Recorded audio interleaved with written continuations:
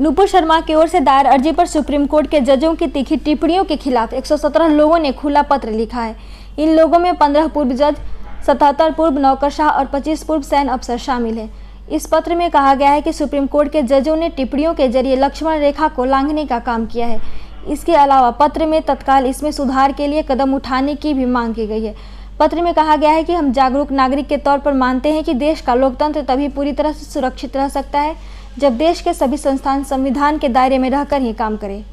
पत्र में कहा गया है कि सुप्रीम कोर्ट के 2 जजों जस्टिस सूर्यकांत और जस्टिस जेबी पारदीवाला की टिप्पणियों ने लक्ष्मण रेखा लांघी है और हमें खुला पत्र लिखने के लिए मजबूर किया है। पत्र में कहा गया है कि जो दुर्भाग्यपूर्ण टिप्पणियां की गई है वे भारत के न्यायिक व्यवस्था पर एक अमिट दाग की तरह है।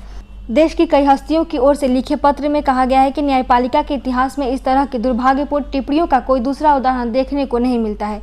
यही नहीं, पत्र में मांग की गई है कि इस पर तत्काल सुधार के कदम उठाए जाने चाहिए। इसका लोकतांत्रिक मूल्यों और देश की सुरक्षा पर गंभीर असर देखने को मिल सकता है। सुप्रीम कोर्ट के जजों की टिप्पणियों पर खुला पत्र लिखने वाले पूर्व जजों में बॉम्बे हाई कोर्ट के पूर्व चीफ जस्टिस क्षितिज व्यास, गुजरात हाई कोर्ट के पूर्व जज एस.एम.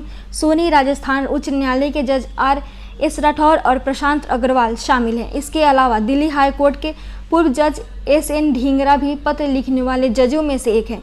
यही नहीं, पूर्व आई.ए.एस. अधिकारी आर.एस. गोपालन, एस. कृष्ण कुमार, निरंजन देसाई, पूर्व डीजीपी एस.पी. वैद और वी.एल. वोहरा भी शामिल हैं।